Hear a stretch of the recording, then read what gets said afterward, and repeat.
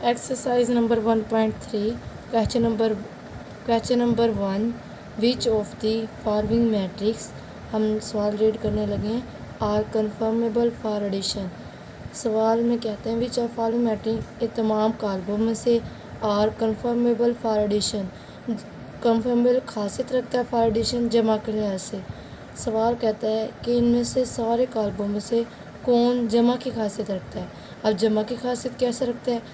Confirm में for addition जमा के लिहाज से वो खासियत रखते हैं जो ऑर्डर में एक दूसरे के इक्वल हो। अब ऑर्डर में बराबर कैसे होते हैं? जिनकी रोज़ और कॉलम, यानी कि ये रो होती हैं और ये होते हैं कॉलम, एक दूसरे के इक्वल हों तो वो कहलाते हैं हमारे पास कंफर्मेबल फॉर एडिशन, यानी कि जमा की खासियत रखते हैं। अब हम ए मैट्रिक्स को चेक करते हैं। अब देखते हैं इसमें कितनी रोज़ हैं, 1 2, और कॉलम कितने हैं, 1 2। तो इसका जो हमारे पास ऑर्डर हुआ वो हुआ 2/2, यानी कि हमारे पास दो कॉलम है, 1 2, यानी कि 2/2। अब बी चेक करते हैं। अब इसमें कितनी रोज़ हैं चेक करते हैं, 1 2। तो पहले रोज़ लिखते हैं ऑर्डर लिखते वक्त, 1/बाय।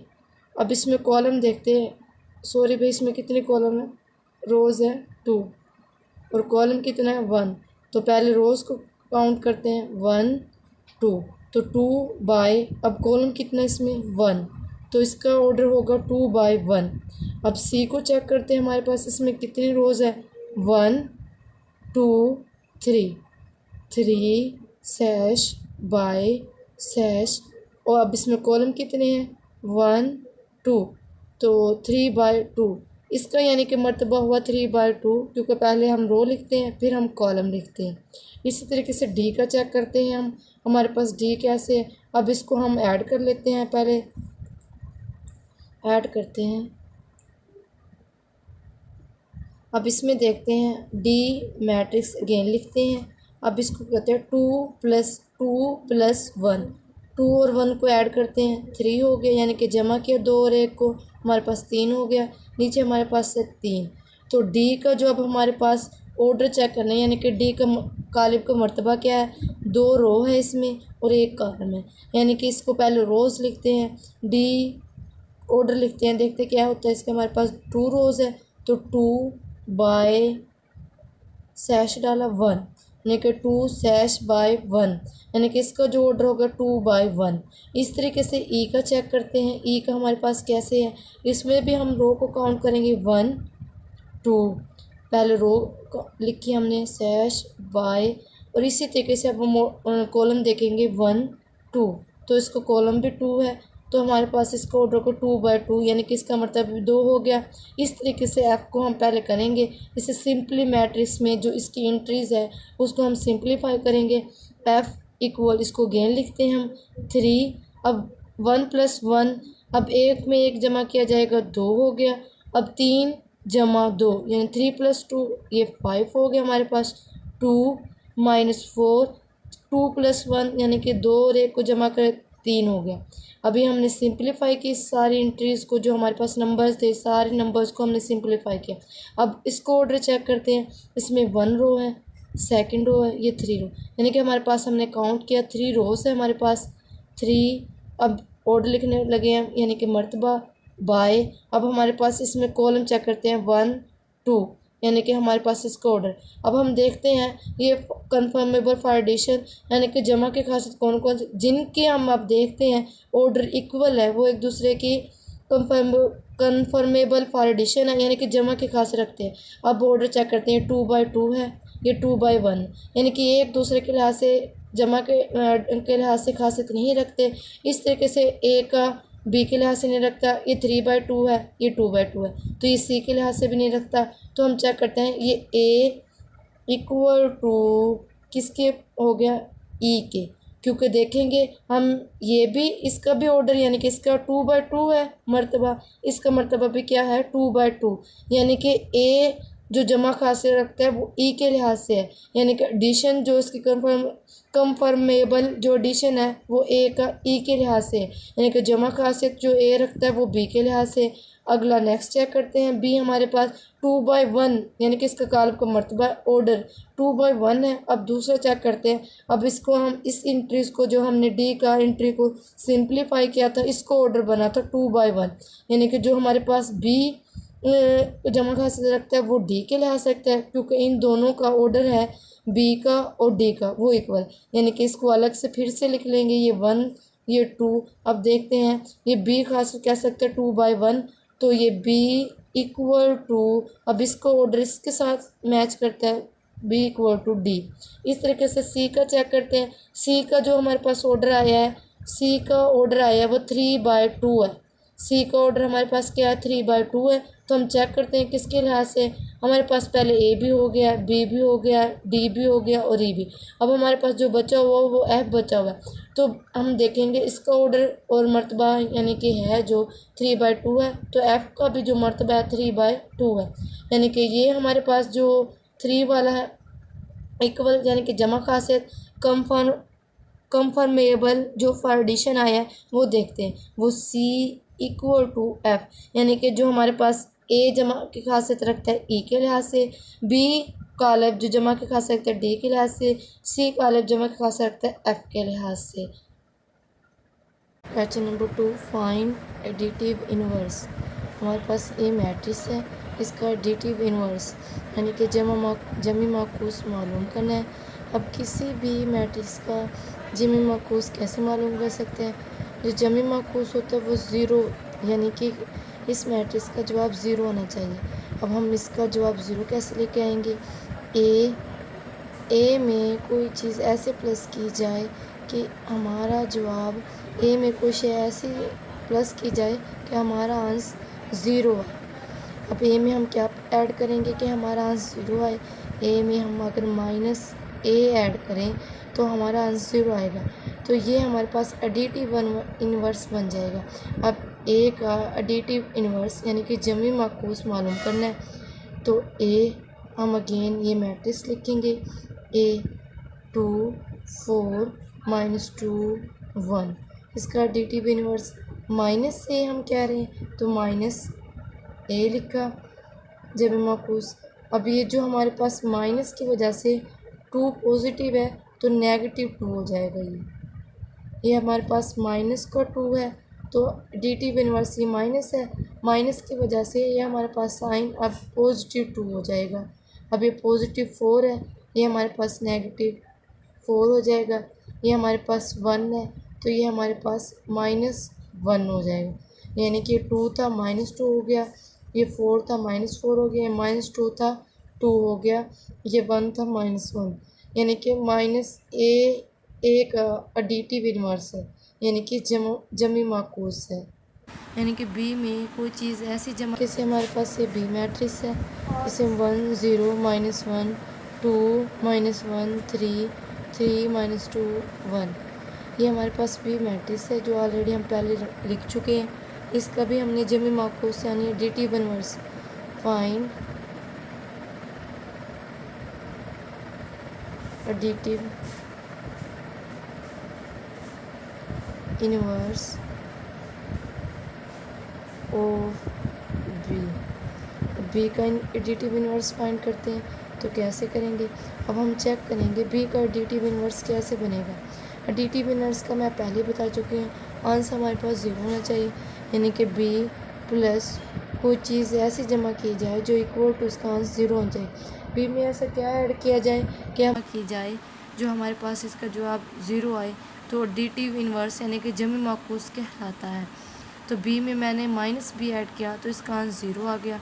अब माइनस बी कैसे मैंने माइनस बी लिखा जो मैं पहले लिख चुकी हूँ तो एडिटिव इन्वर्स में माइनस बी की वजह से ये पॉजिटिव 1 था -1 आ गया। ये ज़ीरो था ज़ीरो नेगेटिव और पॉजिटिव नहीं होता ये हमेशा प्लस का ही रहता है। -1 का ये पॉजिटिव 1 आ गया। ये 2 था -2 आ गया। ये -1 था ये पॉजिटिव 1 आ गया। ये हमारे पास 3 था -3 आ गया। ये पॉजिटिव 3 था -3 आ गया। ये -2 था 2 आ गया। ये 1 था -1 आ गया यानी कि ये हमारे पास मैट्रिक्स आ गया -b। ये एडिटिव इन्वर्स ऑफ बी है। ये हमारे पास सी मैट्रिक्स है 4 minus 2। Find out additive inverse of C. C का एडिटिव इन्वर्स यानी कि जमी माकूस मालूम करना है, जैसे कि ऊपर वाले दूसरे जुज़ में हम कर चुके हैं। इसका भी एडिटिव इन्वर्स कैसे बनेगा, सी प्लस यानी कि एडिटिव इन्वर्स, इसमें कुछ ऐसा ऐड किया जाए कि हमारे पास जवाब ज़ीरो आना चाहिए, यानी कि सी मैट्रिक्स में कुछ ऐसा ऐड करें माइनस सी ऐड करें तो इसका आंसर हमारे पास ज़ीरो बन जाएगा। तो हम अगेन से सी मैट्रिक्स लिखते हैं 4 माइनस 2। अब माइनस सी लिखते हैं, माइनस सी क्योंकि हम ऑलरेडी पहले डिस्कस कर चुके हैं। सी प्लस यानी कुछ ऐसा ऐड किया हमने माइनस सी के आंसर हमारे पास ज़ीरो आ गया। तो ये इस वजह से यहाँ माइनस सी लिखा। ये माइनस की वजह से पॉजिटिव 4 है तो नेगेटिव 4 हो जाएगा। ये माइनस का 2 है, ये पॉजिटिव 2 आ जाएगा। ये हमारे पास फाइंड आउट हो गया एडिटिव इन्वर्स ऑफ सी। अब इसी तरीके से हम 4 यूज़ करने लगे हैं। इसी का डी मैट्रिक्स है 1 0 माइनस 3 माइनस 2 2 1। अब इसका find out additive inverse of D. D का जमी माकूस यानी कि एडिटिव इन्वर्स मालूम करना है। तो एडिटिव इन्वर्स का हम पहले कह चुके हैं कि डी में कुछ ऐसा ऐड किया जाए कि इसका आंसर हमारे पास ज़ीरो आ जाए, यानी कि जमी माकूस मालूम करना है। जमी माकूस ज़ीरो होता है डी। अब प्लस कुछ ऐसी चीज़ इसमें ऐड की जाए यानी कि जमा की जाए, हमारे पास जवाब ज़ीरो है। डी में हम कुछ ऐसा ऐड करने लगे यानी कि माइनस डी, कि इसका आंसर हमारे पास ज़ीरो आ जाएगा। अगेन से हम मैट्रिक्स लिखने लगे हैं डी 1 0 माइनस 3 माइनस 2 2 1। अब इसका एडिटिव इन्वर्स माइनस डी है क्योंकि इससे आंसर हमारे पास ज़ीरो आया, तो ये हम माइनस डी लिखेंगे। अब इस माइनस की वजह से हम ये पॉजिटिव 1 है माइनस 1 लिखेंगे। ज़ीरो ऑलरेडी मैं आपको पहले पिछले सेकंड क्वेश्चन में रिपीट कर चुकी हूँ कि ज़ीरो ना प्लस का होता है और ना नेगेटिव होता है, यानी कि ये हमेशा प्लस का ही रहता है। ज़ीरो, ये माइनस का 3 है, ये पॉजिटिव 3 हो जाएगा। ये माइनस 2 है, 2 हो जाएगा। ये पॉजिटिव 2 है, ये माइनस 2 हो जाएगा। ये पॉजिटिव 1 है, ये माइनस 1 हो जाएगा। ये फाइंड आउट कर लिया हमने एडिटिव इन्वर्स ऑफ डी, यानी कि जमी माकूस of D. 1 0 0 1 find out additive inverse of E. E का हमने एडिटिव इन्वर्स फाइंड आउट करना है, जैसे हम पहले कह चुके हैं। एडिटिव इन्वर्स ई प्लस ई में कुछ ऐसा ऐड किया जाए कि हमारे पास आंसर ज़ीरो आ जाए। ई में हम क्या ऐड करने लगे हैं, ई में अगर हम माइनस ई ऐड करते हैं तो हमारा आंसर ज़ीरो आ जाएगा। तो इसका मतलब है ई मैट्रिक्स अगेन से लिखती हूँ, ई इक्वल टू 1 0 0 1। अब हमारे पास इसमें हमने माइनस ई ऐड किया तो हमारे पास आंसर ज़ीरो आ गया। तो माइनस ई इक्वल टू, अब हमारे पास माइनस की वजह से ये 1 था, ये माइनस का 1 हो जाएगा। ये ज़ीरो है तो ये ज़ीरो ऑलरेडी ज़ीरो ही रहेगा, ना नेगेटिव होता ना ये पॉजिटिव, यानी कि पॉजिटिव ही रहेगा। ये हमारे पास ज़ीरो, फिर अगेन से ऐसे ही सेम प्रोसेस होगा। ये 1 है तो माइनस 1, यह एडिटिव इन्वर्स ऑफ ई आ गया हमारे पास। जूस नंबर 6 है f equal to 3√1 minus 1 2 square root. Find additive inverse of f का एडिटिव इन्वर्स फाइंड आउट करना है। अभी हम कैसे फाइंड आउट करेंगे, f में कोई ऐसी चीज़ प्लस की जाए कि इसका आंसर हमारे पास ज़ीरो आ जाए। तो f में हम माइनस f ऐड करते हैं, हमारे पास आंसर इसका ज़ीरो आ जाएगा, यानी कि माइनस f इसका क्या कहलाएगा, एडिटिव इन्वर्स। अब एडिटिव इन्वर्स कैसे फाइंड आउट करते हैं हम, ये देखते हैं कैसे फाइंड करते हैं। अगेन से मैट्रिक्स लिखती हूँ f, हमारे पास 3 square root 1 minus 1 2 square root. अब हमारे पास एडिटिव इन्वर्स इसका क्या है, माइनस f, तो हम यहाँ माइनस f लिखेंगे इक्वल टू, अब हमारे पास ये 3 स्क्वायर रूट है तो नेगेटिव 3 स्क्वायर रूट हो जाएगा हमारे पास। ये पॉजिटिव 1 है, इस नेगेटिव की वजह से ये हमारे पास माइनस 1 हो जाएगा। ये माइनस का 1 है, ये हमारे पास पॉजिटिव 1 हो जाएगा। ये 2 है, ये माइनस 2 स्क्वायर रूट हो जाएगा। ये फाइंड आउट कर लिया हमने additive inverse of f। Question number 3 read करते हैं question. If a equal to, हमारे पास ए मैट्रिक्स है -1 2 2 1 and B matrix 1 -1, C matrix 1 -1 2 and D matrix 1 2 3 -1 0 2 then find out matrix. यानी कि हम सवाल रिपीट कर लेते हैं। वो कहते हैं अगर हमारे पास ए मैट्रिक्स ये वाला, बी मैट्रिक्स ये वाला, यानी कि बी कालब ये और सी कालब ये और डी कालब ये हो, तो हमने कालब मालूम करना है। कालब कैसे मालूम करना है? वो पहले जुज़ जो ऑलरेडी मैं पहले लिख चुकी हूँ कि इससे हम ए प्लस 1 1 1 1 यानी कि स्क्वायर ब्रैकेट में एक आपको ऑलरेडी पहले से मैट्रिक्स दिया गया है, यानी कि एक कॉलम दे देते हैं, उसमें वो एडिशन करने का कहते हैं ए मैट्रिक्स को, यानी कि ए का कॉलम में ये जमा किया जाए तो हमारे पास कोई नया आने वाला कौन सा कॉलम होगा, वो हम मैट्रिक्स फाइंड आउट करते हैं। अब ए का मैट्रिक्स का हम आंसर लिखेंगे। ए मैट्रिक्स हमारे पास किसके इक्वल है, हम वो लिखेंगे। ए हमारे पास है ए मैट्रिक्स माइनस स्क्वायर ब्रैकेट लिखेंगे सबसे पहले, -1 2 2 1 प्लस, अब हमारे पास ये ऑलरेडी हमें पहले क्वेश्चन में गिवन है 1 1 1 1, ऐड करते हैं इसको।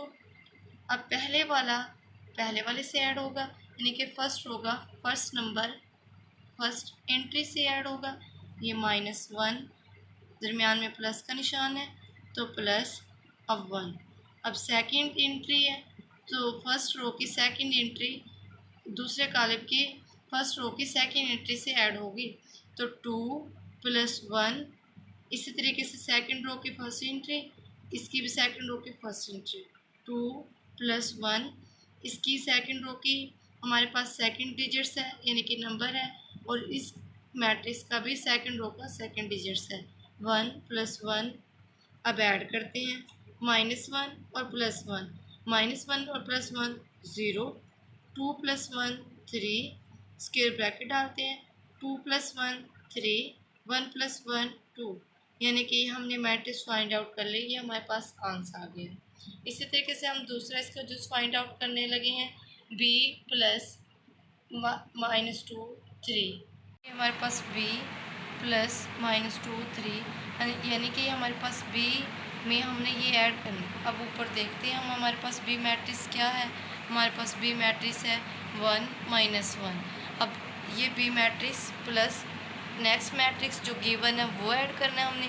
बी मैट्रिक्स लिखने लगे जो हमें ऊपर गिवन है 1 -1, तो एंट्री करते हैं अगेन से। पहले मैं क्वेश्चन रिपीट करती हूँ, b + -2 3, यानी कि -2 3। अब इसमें हम b ऐड करने लगे। बी मैट्रिक्स हमारे पास क्या था 1 -1, तो बी का आंसर जो हमारे पास मैट्रिक्स गिवन है 1 -1 प्लस जो गिवन मैट्रिक्स है वो लिखा मैंने -2 3। अब इनको ऐड करते हैं। ऐड कैसे करेंगे, हमारे पास ये फर्स्ट एंट्री को फर्स्ट एंट्री से करेंगे 1 प्लस इंटू -2, इसी तरीके से हम करेंगे -1 प्लस ऐड करेंगे 3 को। अब हमारे पास ये हो जाएगा स्क्वायर ब्रैकेट 1 ± -2 -1 प्लस का 3, यानी कि हमारे पास ये हमारे पास आ गया। अब हम इसमें से -2 नेगेटिव करेंगे, हम 1 -2 में से 1 निकालेंगे, हमारे पास आ जाएगा -1। अब 1 कैसे आया, वैसे तो हमें पता है -2 से 1 निकाला 1 आया, लेकिन जो बड़ा डिजिट है उसके साथ जो साइन होगा हम वो राइट करेंगे। अब 3 प्लस का -1, यानी कि 3 में से 1 चला जाएगा, यानी कि 3 में से 1 माइनस किया तो 2 बच गया। अब यहाँ हमने नोट किया होगा जो 3 हमारे पास बड़ा डिजिट है, जो साइन था वो हमने राइट कर दिया। हमारे पास फाइंड आउट हो गया नया मैट्रिक्स, यानी कि न्यू आने वाला कॉलम। इसी तरीके से हम जूज नंबर इसका 3 करने लगे हैं। 3 जूज हमारे पास ऑलरेडी राइट मैं लिख चुकी हूँ। ये हमारे पास सी जूज है। अब हमारे पास सी प्लस, अब नया मैट्रिक्स उन लोगों ने दिया हुआ है। नया मैट्रिक्स हम देखेंगे कैसे उन लोगों ने दिया हुआ गिवन मैट्रिक्स। अब हमारे पास गिवन मैट्रिक्स ऑलरेडी हमें पता है C = 1 -1 2, तो हम यहाँ एक अगेन क्वेश्चन लिखने लगे हैं C + -2 1 and 3। अब C मैट्रिक्स का आंसर जो हमें क्वेश्चन में गिवन है वो राइट करने लगे हैं 1 -1 और 2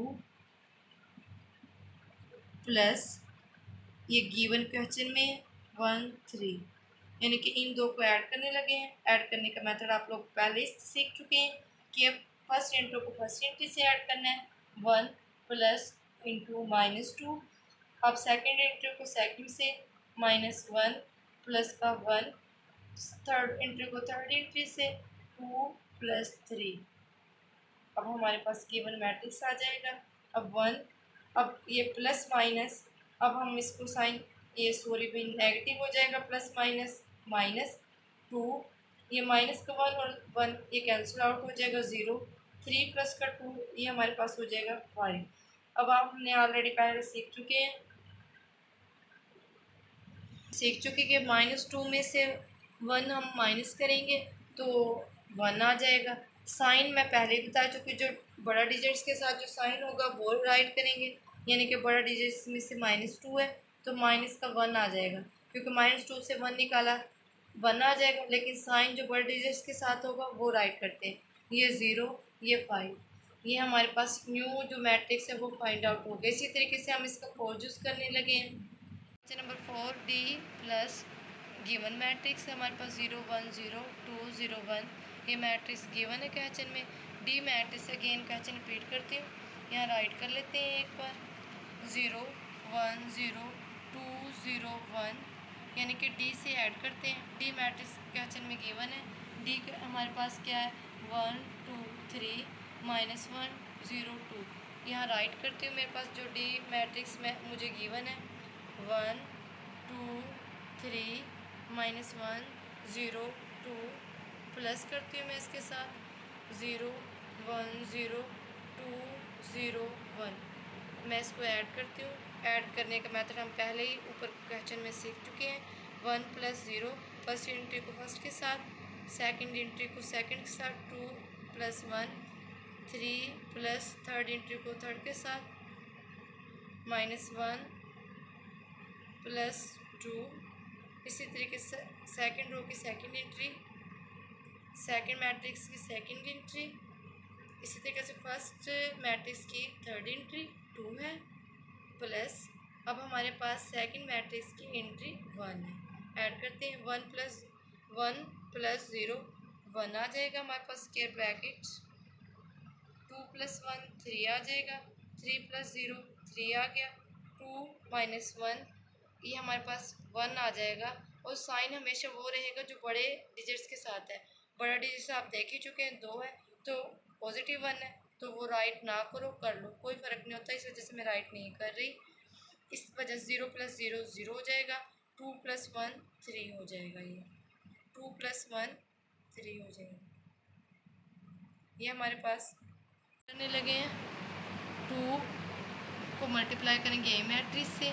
ए मैट्रिक्स क्वेश्चन में हमारे पास ऑलरेडी गिवन है, तो मल्टीप्लाई 2 ए मैट्रिक्स राइट किया मैंने, 2 ए मैट्रिक्स मेरे पास गिवन है, -1 क्वेश्चन में, -1 2 2 1 -1 2 2 1 मल्टीप्लाई करती हूँ मैं, यानी कि उसको इससे 2 multiply -1 -2 2 to the 4 2 to the 4 square bracket 2 1 the 2।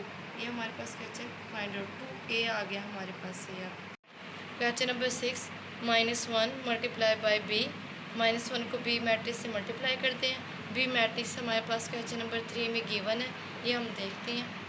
b = 1 -1 right करते हैं, -1 मल्टीप्लाई करते हैं हम इसको, -1 को b से, b राइट करते हैं। b मैट्रिक्स मेरे पास क्या है, -1 मैट्रिक्स b मेरे पास है 1 -1। ये क्वेश्चन में गिवन है, इसको मल्टीप्लाई करके राइट करते हैं। -1 को मल्टीप्लाई करते हैं, स्क्वायर ब्रैकेट डाल के, -1 को 1 से मल्टीप्लाई करते हैं, -1 माइनस माइनस प्लस, 1 को 1 से मल्टीप्लाई किया 1 आ गया, यानी कि ये मेरे पास -1 बी आंसर आ गया मेरे पास। इसी तरीके से हम इसका क्वेश्चन नंबर 7 करने लगे हैं, यानी कि फाइंड आउट करना है -2 सी, यानी कि -2 अगेन से राइट किया, -2 यानी कि मैट्रिक्स मल्टीप्लाई करना है सी से। सी मैट्रिक्स हमारे पास ऑलरेडी क्वेश्चन में गिवन है, -2 सी मैट्रिक्स हमारे पास क्वेश्चन में गिवन है।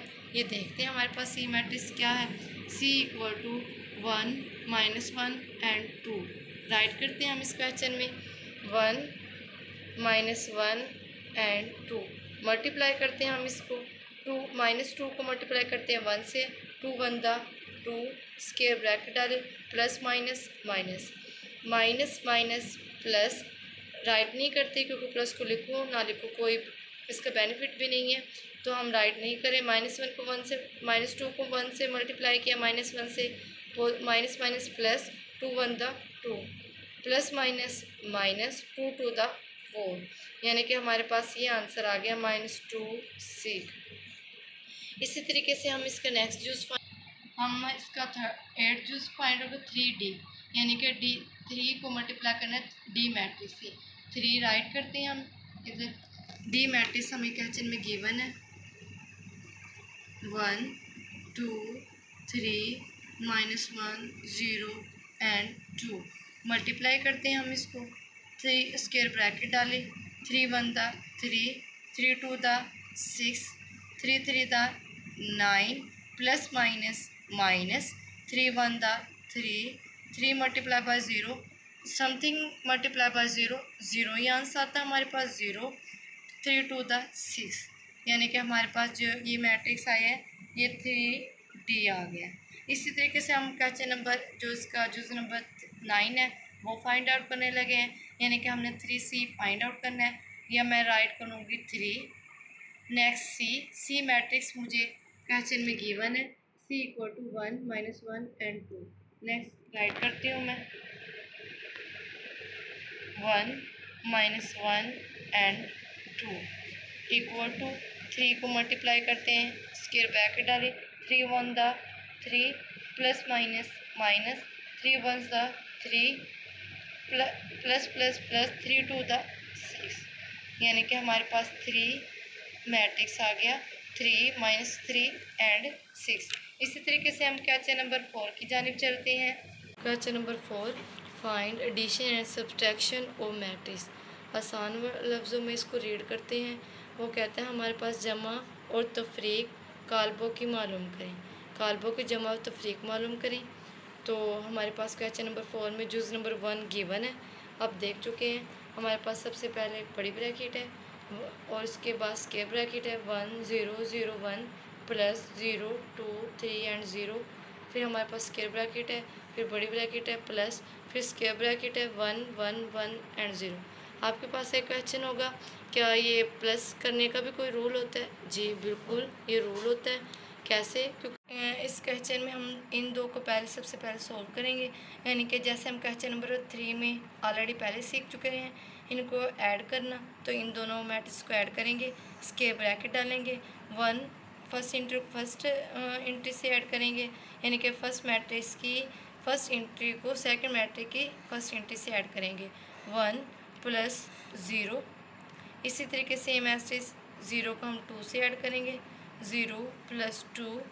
इसी तरीके से हम इस एंट्री को से ऐड करेंगे 0 प्लस 3 1 प्लस इस एंट्री को से ऐड करेंगे 0। अब हमारे पास इसको सेम एज ऐसे स्क्वायर ब्रैकेट 1 1 1 एंड 0।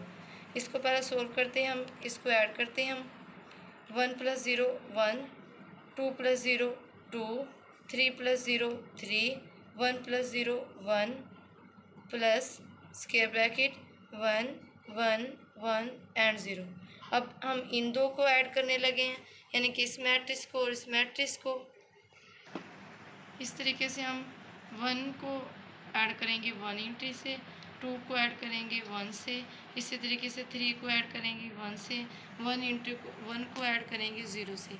अब हमने ये देख चुके हैं कि 1 plus 1 2 2 plus 1 3 3 plus 1 4 and 1 plus 0 1। ये हमारे पास फर्स्ट जूस था क्वेश्चन नंबर 4 का। इसी तरीके से हम इसका जूस नंबर 2 करने लगे हैं। राइट नो नंबर 4 का जूस नंबर 2 करने लगे हैं। अब इन दो को पहले ऐड करेंगे, इन दो को ऐड करेंगे और फिर यानी कि ये एडिशन मेथड है और ये सब्ट्रैक्ट का निशान है, तो इसका मतलब है इसे माइनस करेंगे और इन दो को ऐड करेंगे। पहले मैं आप लोगों को बता चुकी हैं, पहले हम ये बड़ी ब्रैकेट वाला सोल्व करते हैं। अब इसको स्क्वायर ब्रैकेट डालते हैं। अब 1 + 0 ऐड किया, 1 + 0, इसी तरीके से 0 + 2 ऐड किया। अब इसी तरीके से 0 + 3 को ऐड करते हैं, जैसे कि हम ऊपर क्वेश्चन नंबर 3 में पहले सीख ही चुके हैं। 1 + 0, इसको ऐड किया, स्क्वायर ब्रैकेट डाली, माइनस, इसे सेम एज इट इज़ ऐसे लिख दिया, 1 1 1 एंड 0। इसी तरीके से 1 + 0 1 हो गया, 0 + 2 2 हो गया, 0 + 3 3 हो गया, 1 + 0 1 हो गया। सब्ट्रैक्ट 1 1 1 0। इसमें जो हमने मेथड अप्लाई किया है, इसमें एडिशन मैटर ऑफ मैट्रिक्स मालूम किया है, यानी कि जमा करने का तरीका काल्बों का। अब ये करने लगे हैं, यह सब्ट्रैक्शन ऑफ मैट्रिक्स है, यानी कि तफरीक करने का अमल कालिब पर। अब कैसे तफरीक करेंगे ये हम देखेंगे। सेम एडिशन वाला रूल अप्लाई होता है इसमें। फर्स्ट एंट्री को सब्ट्रैक्ट करेंगे फर्स्ट रो की फर्स्ट एंट्री से, इसी तरीके से फर्स्ट रो की सेकंड एंट्री को सब्ट्रैक्ट करेंगे सेकंड मैट्रिक्स की सेकंड एंट्री से। आइए करते हैं। 1 - 1, इसी तरीके से 2 - 1, इसी तरीके से सेकंड रो की फर्स्ट एंट्री और सेकंड मैट्रिक्स की फर्स्ट एंट्री। 3 - 1 1 - 0। अब 1 - 1 हमारे पास 0 आ जाएगा, 2 - 1 हमारे पास 1 आ जाएगा, 3 - 1 यहाँ 2 आ जाएगा, 1 - 0 1 आ जाएगा। अब आप देख चुके हैं 1 - 1 0, 2 - 1 1। अब जो बड़ा डिजिट है इसके साथ जो साइन होगा वो राइट करते हैं। 2 के साथ पॉजिटिव था, इस वजह से हमारे पास +1 आ गया। 3 - 1 ये हमारे पास 2 आ गया। इसके साथ भी जो डिजिट्स के साथ साइन होता है वो हम राइट करते हैं। मैंने 2 के साथ पॉजिटिव, 1 - 0 1 आ गया। इसी तरीके से हम इसका जुज़ नंबर 3 करने लगे हैं। ये क्वेश्चन नंबर 4 का जुज़ नंबर 3 है। सेम एज इट इज इसमें वही रूल अप्लाई करेंगे। पहले ब्रैकेट्स वाला सोल्व करेंगे, यानी कि जिसके गिर्द ब्रैकेट होते हैं वो लिखेंगे। इसको सेम एज इट इज ऐसे राइट करते हैं, 2 3 एंड 1 स्क्वायर ब्रैकेट प्लस। अब इन दो को सब्ट्रैक्ट करेंगे और इसके साथ ऐड करेंगे, यानी कि अब हम जो एडिशन वाला जो मेथड है वो बाद में अप्लाई करेंगे। पहले सब्ट्रैक्शन वाला या तफरीक वाला काल्बों पर जो तफरीक का अमल है वो पहले अप्लाई करते हैं। ये हमारे पास स्क्वायर ब्रैकेट आ गई। ये अब हम इस ब्रैकेट वाले को सोल्व करेंगे, क्योंकि मैंने आपको पहले बताया पहले बड़ी ब्रैकेट को सोल्व करते हैं। और इसमें एडिशन वाला सेम एज इट इज़ ऐसे लिख लिया। अब ये सब्ट्रैक्ट वाला, पिछले क्वेश्चन में पहले हमने एडिशन किया था फिर सब्ट्रैक्शन किया था, इसमें हम पहले सब्ट्रैक्शन करते हैं फिर एडिशन करेंगे, क्योंकि हमारे जिसके गिर्द ब्रैकेट होती है बड़ी ब्रैकेट उसको पहले सोल्व करते हैं। 1 - 2 0 - 2 2 - 2। अब इसको सेम एज इट इज़ ऐसे लिखते हैं। इस मैट्रिक्स को मैंने सेम जो गिवन मैट्रिक्स था ऐसे ही एडिशन का रूल बाद में अप्लाई करेंगे। पहले हम बड़ी ब्रैकेट सोल्व करने लगे हैं। -2 1, हम नेगेटिव इसे माइनस करने लगे हैं तो ये 1 आ जाएगा, लेकिन बड़े डिजिट्स के साथ मैंने आपको पहले बताया था जो साइन होता है वो राइट करेंगे। इसमें -2 आ जाएगा, -2 में से 0 निकालेंगे, -2 आ जाएगा, 2 - 2 ये हमारे पास 0 राइट हो गया। इन दो को अब हम ऐड करने लगे हैं। अब एडिशन का मेथड हम पहले क्वेश्चन नंबर 3 में सीख चुके हैं। फर्स्ट इंटू को फर्स्ट से 2 plus into -1 3 plus into -2 1 plus 0। अब हम इसे राइट करने लगे, 2 प्लस माइनस माइनस 1 आ जाएगा, 3 प्लस माइनस 2 आ जाएगा, 1 आ गया। अब ये हम 2 में से -1 सब्ट्रैक्ट करने लगे हैं, ये हमारे पास -1 है, सब्ट्रैक्ट करने में 1 आ जाएगा। 3 - 2 सब्ट्रैक्ट करेंगे यानी कि माइनस करेंगे, 3 में से 2 निकाला, 1 बच गया, ये 1। ये हमारे पास आंसर आ गया। इसमें हमने पहले सब्ट्रैक्शन का रूल अप्लाई किया, फिर एडिशन का। इसी तरीके से हम क्वेश्चन नंबर 4 इसका राइट करने लगे हैं। क्वेश्चन नंबर हमारे पास 4 है, इन दो को हम एडिशन करते हैं। सेम वही रूल अप्लाई होगा जो दो मैट्रिक्स यानी कि 2 रो और 2 कॉलम पे था। इसी तरीके से ये हमारे पास 3 रोज़ है और 3 कॉलम है। इसमें भी 3 रो है हमारे पास और 3 कॉलम है। इसमें भी वही रूल अप्लाई होगा जो हमने 2 मैट्रिक्स वाले पे किया था। इसको हम ऐड करने का मेथड भी वही है हमारे पास। राइट करते हैं इसको, अगेन से राइट कर लेते हैं। 1 2 3 2 3 1 3 1 2 प्लस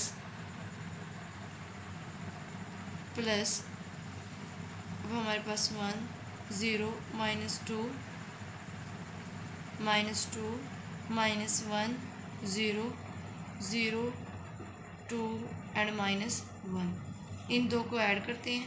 सेम वही मेथड अप्लाई करते हैं जो हमने 2 मैट्रिक्स वाले पे अप्लाई किया था, यानी कि फर्स्ट इंटू को फर्स्ट इंटू से ऐड करते हैं।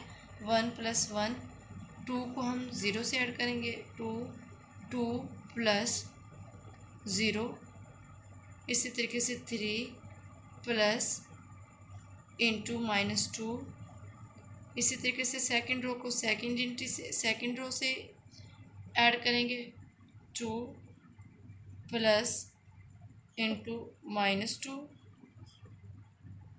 इसी तरीके से 3 प्लस इंटू -1 1 प्लस 0। इसी तरीके से हम इसको ऐड करेंगे, 3 प्लस 0 1 प्लस 2 2 प्लस इंटू -1। ये हमारे पास मैट्रिक्स है, इसे ऐड करने लगे हैं।